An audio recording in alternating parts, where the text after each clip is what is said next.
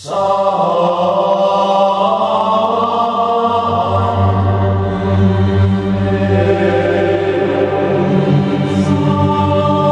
friends, welcome to my channel. Friends, ಒಬ್ಬಳು 25 ವರ್ಷದ ಹುಡುಗಿ ಉದ್ಯೋಗಕ್ಕಾಗಿ 50 ವರ್ಷದ ವಯಸ್ಸಾದ ವ್ಯಕ್ತಿಯೊಂದಿಗೆ ಹಾಸಿಗೆ ಹಂಚಿಕೊಂಡಳು. ತನ್ನ ಉದ್ಯೋಗದ ಆಸೆಯಿಂದ ಅವನು ಕೇಳಿದ್ದನ್ನೆಲ್ಲ ಕೊಟ್ಟಳು. ಆದರೆ ಒಂದು ದಿನ ಅವಳಿಗೆ ಬಂದ ಒಂದು ಫೋನ್ ಕಾಲ್ ಅವಳ ಜೀವನವನ್ನೇ ಬದಲಾಯಿಸಿತು. ಅಷ್ಟಕ್ಕೂ ಏನದು ಫೋನ್ ಕಾಲ್? ಯಾರು ಕಾಲ್ ಮಾಡಿದ್ದರು? ಆ ನಂತರ ಆ ಹುಡುಗಿಯ ಜೀವನ ಯಾವ ತಿರುವು ಪಡೆಯಿತು? ಫ್ರೆಂಡ್ಸ್, ಇದನ್ನೆಲ್ಲ ತಿಳಿಯಲು ಈ ಸ್ಟೋರಿಯನ್ನು ಸಂಪೂರ್ಣವಾಗಿ ನೋಡಿ. ಹಾಗೆ ಈ ವಿಡಿಯೋಗೊಂದು ಲೈಕ್ ನೀಡಿ, ನಮ್ಮ ಚಾನಲ್ ಅನ್ನು ಸಬ್ಸ್ಕ್ರೈಬ್ ಮಾಡಿಕೊಳ್ಳಿ. ಹಾಗೆ ಪಕ್ಕದಲ್ಲಿರುವ ಬೆಲ್ ಐಕಾನ್ ಅನ್ನು ಕ್ಲಿಕ್ ಮಾಡುವ ಮೂಲಕ ಇನ್ನೂ ಹೆಚ್ಚಿನ ವಿಡಿಯೋ ಮಾಡಲು ಪ್ರೋತ್ಸಾಹಿಸಿ. ಹೈದರಾಬಾದ್ ನ ಮಿನುಗುವ ದೀಪಗಳ ನಡುವೆ ನಡೆದು ಬಂದು ಕರುಣಾ ತಾನು ವಾಸ ಮಾಡುತ್ತಿದ್ದ ರೂಮಿನ ಬಾಗಿಲು ತೆರೆದಳು. 25 ವರ್ಷದ ಕರುಣಾ ಪದವಿ ಮುಗಿಸಿ ಹೈದರಾಬಾದ್ ನ ಒಂದು ಕಂಪನಿಯಲ್ಲಿ ರಿಸೆಪ್ಷನಿಸ್ಟ್ ಆಗಿ ಕೆಲಸ ಮಾಡುತ್ತಾ ಗೌರ್ಮೆಂಟ್ ಉದ್ಯೋಗಕ್ಕಾಗಿ ಓದುತ್ತಿದ್ದಳು. ತಿಂಗಳಿಗೆ ಬರುವ ಸಂಬಳದಲ್ಲಿ ಸ್ವಲ್ಪ ಹಣ ಬಾಡಿಗೆಗೆ ಮತ್ತು ಇತರೆ ಅಗತ್ಯಗಳಿಗೆ ಹೋದರೆ ಉಳಿದ ಹಣವನ್ನು ಮನೆಗೆ ಕಳಿಸುತ್ತಿದ್ದಳು. ಅವಳ ವಿದ್ಯಾಭ್ಯಾಸ ಮುಗಿದು ಬಹಳ ದಿನಗಳಾದರೂ ಇನ್ನು ಯಾವುದೇ ಕೆಲಸ ಸಿಗದ ಕಾರಣ ಮನೆಯವರಿಂದ ಸ್ವಲ್ಪ ಒತ್ತಡ ಶುರುವಾಯಿತು.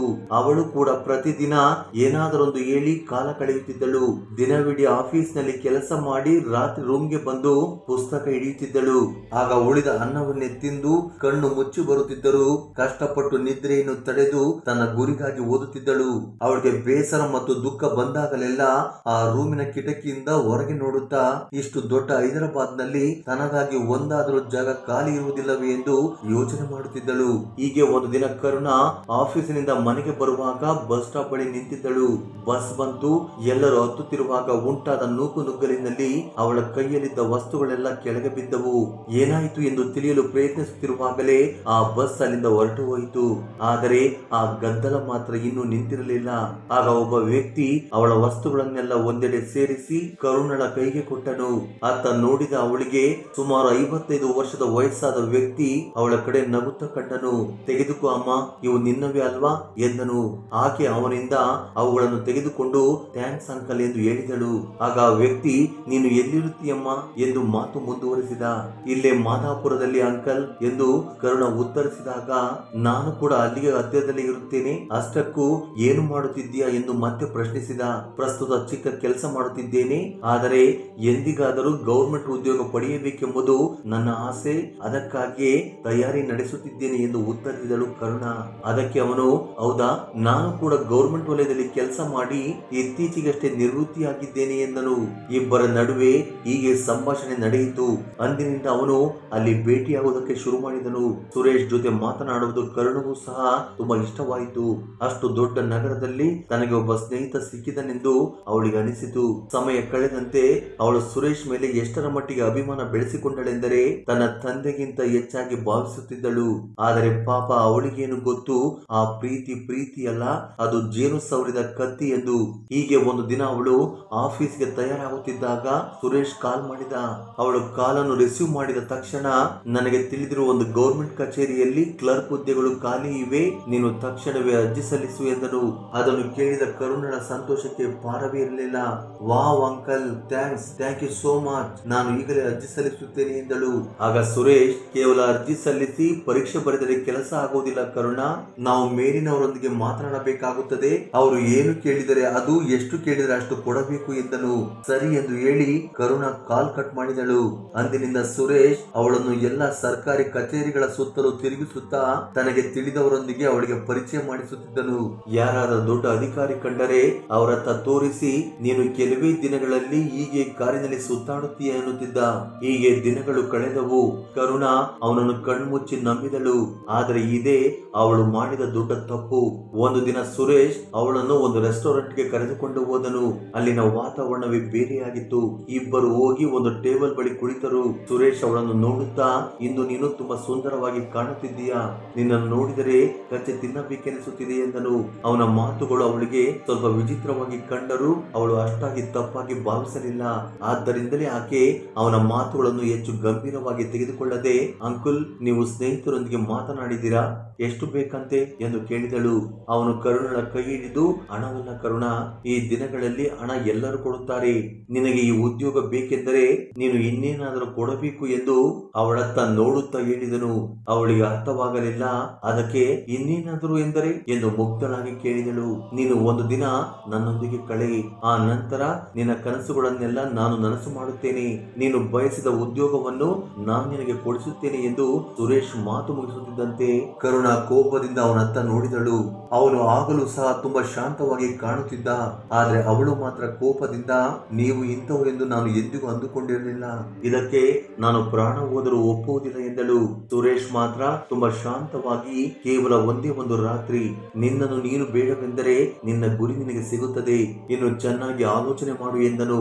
ಆ ನಂತರ ಆಕೆ ಅವನತ್ತ ನೋಡದೆ ಅಲ್ಲಿಂದ ಹೊರಟು ಬಂದಳು. ಅಲ್ಲಿಂದ ಬಂದರೂ ಅವನು ಹೇಳಿದ ಮಾತುಗಳನ್ನು ಮಾತ್ರ ಮರೆಯಲಾಗಲಿಲ್ಲ. ಒಂದು ಕಡೆ ತನ್ನ ಆತ್ಮ ಗೌರವ, ಮತ್ತೊಂದು ಕಡೆ ತನ್ನ ಕನಸುಗಳು. ರಾತ್ರಿ ಇಡೀ ಅವಳ ಬಗ್ಗೆ ಯೋಚಿಸಿ, ಒಂದೇ ರಾತ್ರಿ ತಾನೇ ಏನಾಗುತ್ತದೆ ಯಾರಿಗೆ ತಿಳಿಯುತ್ತದೆ, ಆ ಕೆಲಸವಾದ ಮೇಲೆ ಆರಾಮಾಗಿ ಉದ್ಯೋಗ ಮಾಡಿಕೊಳ್ಳುತ್ತೇನೆ ಎಂದು ತನಗೆ ತಾನೇ ಸಮಾಧಾನ ಮಾಡಿಕೊಂಡು ಸುರೇಶ್ಗೆ ಕಾಲ್ ಮಾಡಿದಳು. ಆಗ ಸುರೇಶ್, ನನಗೆ ಗೊತ್ತು ನೀನು ಮಾಡುತ್ತೀಯ ಎಂದು, ಹೇಳು ಏನು ಯೋಚಿಸಿದೆ ಎಂದನು.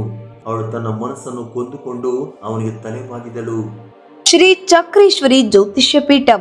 ನಿಮ್ಮ ಸಮಸ್ಯೆ ಏನೇ ಇರಲಿ ಚಿಂತಿಸಬೇಡಿ, ಈಗಲೇ ಕರೆ ಮಾಡಿ ಪರಿಹಾರವನ್ನ ಪಡೆದುಕೊಳ್ಳಿ. ಪ್ರೇಮ ವೈಫಲ್ಯ, ಗಂಡ ಹೆಂಡತಿ ಗುಪ್ತ ಸಮಸ್ಯೆ, ಇಷ್ಟಪಟ್ಟವರ ಜೊತೆ ಮದುವೆ, ಮಕ್ಕಳು ನಿಮ್ಮ ಮಾತು ಕೇಳುವಂತಾಗಲು, ನಿಮ್ಮ ಜೀವನದ ಕಠಿಣ ಹಾಗೂ ಗುಪ್ತ ಸಮಸ್ಯೆಗಳಿಗೆ ನಮ್ಮಲ್ಲಿ 2 ದಿನದಲ್ಲಿ ಗುಪ್ತ ರೀತಿಯಲ್ಲಿ ಪರಿಹಾರ ಶತಸಿದ್ಧ. ಪಂಡಿತ್ ಕಾಳಿದಾಸ ಗುರುಜಿ. ಹೆಚ್ಚಿನ ಮಾಹಿತಿಗಾಗಿ ಹಿಂದೆ ಸಂಪರ್ಕಿಸಿ 8722221062. ಆ ದಿನದಿಂದ ಅವಳ ಜೀವನವು ಬದಲಾಯಿತು. ಆದರೆ ಅವಳು ಅಂದುಕೊಂಡಂತೆ ಅಲ್ಲ. ಸುರೇಶ್ ಅವಳಿಗೆ ಆ ರಾತ್ರಿಯ ನಂತರ ತನಗೆ ಇಷ್ಟವಾದಾಗಲೆಲ್ಲ ಅವಳನ್ನು ಕರೆಸಿಕೊಂಡು ಸಮಯ ಕಳೆಯುತ್ತಿದ್ದ. ಹೀಗೆ 1.5 ವರ್ಷ ಕಳೆದರೂ ಸುರೇಶ್ ಯಾವುದೇ ಉದ್ಯೋಗ ಕೊಡಿಸಲಿಲ್ಲ. ಆಗ ಕರುಣಗೆ ತಾನು ಮೋಸ ಹೋದನೆಂದು ಅರ್ಥವಾಯಿತು. ಇನ್ನು ನಾನು ಇದಕ್ಕೆ ಒಪ್ಪುವುದಿಲ್ಲ ಎಂದು ಹೇಳಿ ಸುರೇಶ್ಗೆ ಕಾಲ್ ಮಾಡಿದಳು.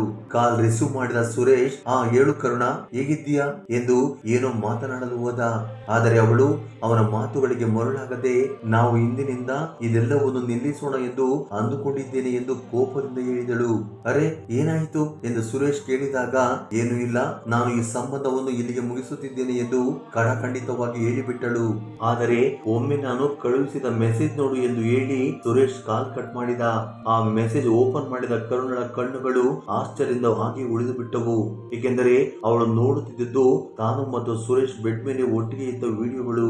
ಅವಳಿಗೆ ಏನು ಮಾಡಬೇಕೆಂದು ತೋಚದೆ ಕೈ ಕಾಲು ಆಡಲಿಲ್ಲ. ಆ ದಿನ ರಾತ್ರಿ ಮಲಗದೆ ಈ ಗಂಡಾಂತರದಿಂದ ಪಾರು ಮಾಡು ಎಂದು ದೇವರನ್ನು ಪ್ರಾರ್ಥಿಸಿದಳು.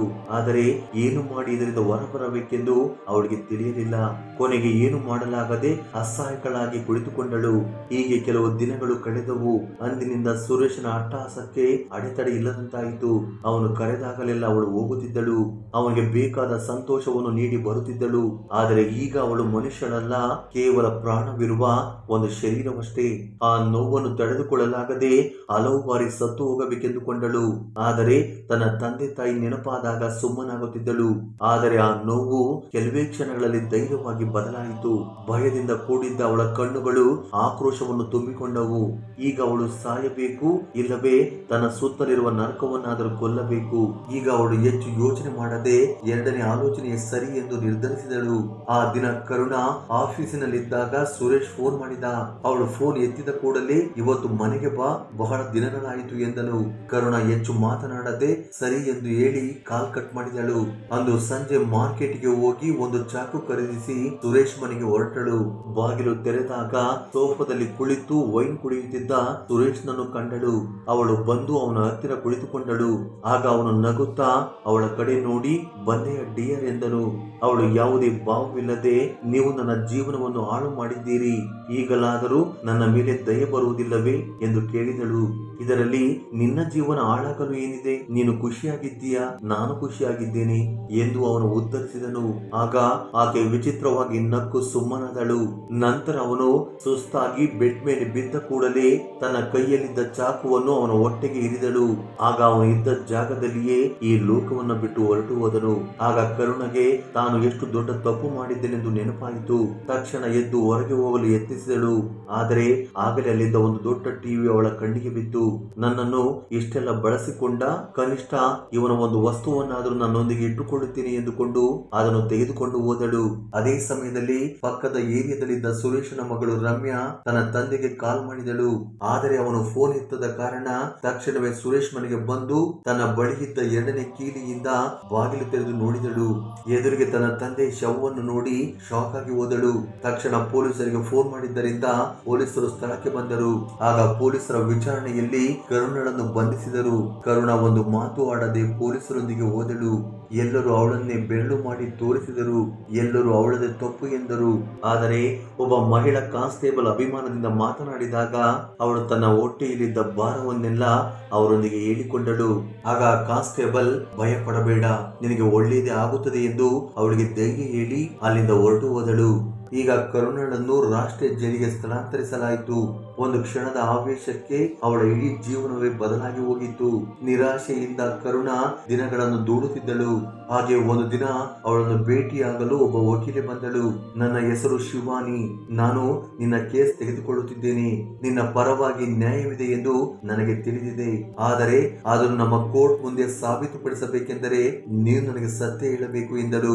ತಕ್ಷಣ ಕರುಣ ನಡೆದದ್ದನ್ನೆಲ್ಲ ವಿವರಿಸಿದಳು.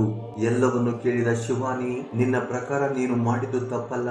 ನಿನ್ನ ಜಾಗದಲ್ಲಿ ನಾನಿದ್ದರೂ ಅದನ್ನೇ ಮಾಡುತ್ತಿದ್ದೆ. ಆದರೆ ಈಗ ಇದನ್ನು ಕೋರ್ಟ್ ಅಲ್ಲಿ ಸರಿಯಾದ ರೀತಿಯಲ್ಲಿ ಮಂಡಿಸಬೇಕು. ಅದನ್ನು ನಾನು ನೋಡಿಕೊಳ್ಳುತ್ತೇನೆ ಎಂದು ಕರುಣಗೆ ಧೈರ್ಯ ಹೇಳಿ ಹೊರಟು ಹೋದಳು. ಒಂದೆಡೆ ಕರುಣಳ ತಂದೆ ತಾಯಿಯ ಪ್ರೀತಿ, ಇನ್ನೊಂದೆಡೆ ಸುರೇಶ್ನ ಮಗಳ ಪ್ರೀತಿ. ಗೆಲ್ಲುವುದು ಯಾವುದು? ಅಷ್ಟರಲ್ಲಿ ರಮ್ಯಳಿಗೆ ವಕೀಲ ಶಿವಾನಿ ಪೇಪರ್ ನಲ್ಲಿ ಹಾಕಿಸಿದ ಹೇಳಿಕೆಗಳು ಕಣ್ಣಿಗೆ ಬಿದ್ದವು. ಕರುಣ ಹೇಳಿದ ವಿಷಯವನ್ನೆಲ್ಲ ವಕೀಲೆ ಶಿವಾನಿ ಪೇಪರ್ ನಲ್ಲಿ ಪ್ರಕಟಿಸಿದ್ದಳು. ಅದಕ್ಕೆ ಕಾರಣ ಅವಳು ಈ ಕೇಸ್ ನಲ್ಲಿ ಗೆಲ್ಲಬೇಕೆಂದಲ್ಲ, ಬದಲಿಗೆ ಇಂಥವರ ಬಗ್ಗೆ ಸಮಾಜಕ್ಕೆ ತಿಳಿಯಬೇಕೆಂದು. ಅದನ್ನು ನೋಡಿದ ರಮ್ಯಾ ಕೋಪದಿಂದ ಶಿವಾನಿ ಜೊತೆ ಜಗಳ ಮಾಡಬೇಕೆಂದುಕೊಂಡಳು. ಆದರೆ ಅದಕ್ಕೂ ಮುನ್ನ ಅವಳಿಗೆ ಯಾಕೋ ಸುರೇಶ್ನ ಫ್ಲಾಟ್ ಅನ್ನು ಪರಿಶೀಲಿಸಬೇಕೆಂದು ಅನಿಸಿತು. ಆಗ ಅವನ ಮನೆಯ ಸೆಲ್ಫ್ ಮೇಲೆ ಒಂದು ಫೋನ್ ಕಾಣಿಸಿತು.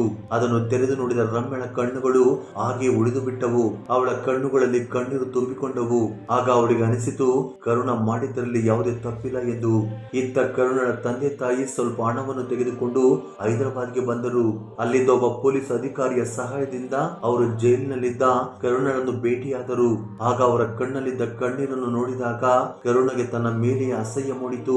ಅಂದು ತಾನು ಕೊಂದದ್ದು ಸುರೇಶ್ನನ್ನು ಮಾತ್ರವಲ್ಲ, ತನ್ನ ತಂದೆ ತಾಯಿಯ ಕನಸುಗಳನ್ನು ಮತ್ತು ಆಸೆಗಳನ್ನು ಕೂಡ ಎಂದು ಅವಳು ನಿರಾಶೆಯಿಂದ ಮತ್ತೆ ತನ್ನ ಸೆಲ್ಗೆ ಹಿಂದಿರುಗಿದಳು. ಆ ನಂತರ ಕೋರ್ಟ್ ಯಾವುದೇ ತೀರ್ಪು ನೀಡಿದರೂ ಕರುಣ ಮಾತ್ರ ಸಂಪೂರ್ಣವಾಗಿ ಸತ್ತು ಹೋಗಿದ್ದಳು. ಫ್ರೆಂಡ್ಸ್, ಇದರಲ್ಲಿ ತಪ್ಪು ಸರಿಗಳನ್ನು ನೋಡುವುದು ನಮ್ಮ ಉದ್ದೇಶವಲ್ಲ. ಇಂತಹ ಘಟನೆಗಳು ಸಮಾಜದಲ್ಲಿ ನಡೆಯುತ್ತಿದ್ದಾವೆ ಎಂದು ತಿಳಿಸುವುದಷ್ಟೇ. ಶ್ರೀ ಚಕ್ರೇಶ್ವರಿ ಜ್ಯೋತಿಷ್ಯ ಪೀಠಂ. ನಿಮ್ಮ ಸಮಸ್ಯೆ ಏನೇ ಇರಲಿ ಚಿಂತಿಸಬೇಡಿ, ಈಗಲೇ ಕರೆ ಮಾಡಿ ಪರಿಹಾರವನ್ನ ಪಡೆದುಕೊಳ್ಳಿ. ಪ್ರೇಮ ವೈಫಲ್ಯ, ಗಂಡ ಹೆಂಡತಿ ಗುಪ್ತ ಸಮಸ್ಯೆ, ಇಷ್ಟಪಟ್ಟವರ ಜೊತೆ ಮದುವೆ, ಮಕ್ಕಳು ನಿಮ್ಮ ಮಾತು ಕೇಳುವಂತಾಗಲು, ನಿಮ್ಮ ಜೀವನದ ಕಠಿಣ ಹಾಗೂ ಗುಪ್ತ ಸಮಸ್ಯೆಗಳಿಗೆ ನಮ್ಮಲ್ಲಿ 2 ದಿನದಲ್ಲಿ ಗುಪ್ತ ರೀತಿಯಲ್ಲಿ ಪರಿಹಾರ ಶತಸಿದ್ಧ. ಪಂಡಿತ್ ಕಾಳಿದಾಸ ಗುರುಜಿ. ಹೆಚ್ಚಿನ ಮಾಹಿತಿಗಾಗಿ ಹಿಂದೆ ಸಂಪರ್ಕಿಸಿ 8722221062. ಫ್ರೆಂಡ್ಸ್, ಈ ಸ್ಟೋರಿ ನಿಮಗೆ ಹೇಗೆ ಅನಿಸಿತು ಎಂದು ಕಮೆಂಟ್ ಬಾಕ್ಸ್ ಅಲ್ಲಿ ಕಮೆಂಟ್ ಮಾಡಿ. ಹಾಗೆ ಈ ವಿಡಿಯೋ ನಿಮಗೆ ಇಷ್ಟವಾಗಿದ್ದರೆ ದಯವಿಟ್ಟು ಲೈಕ್ ನೀಡುವುದನ್ನು ಮರೆಯಬೇಡಿ. Thank you for watching.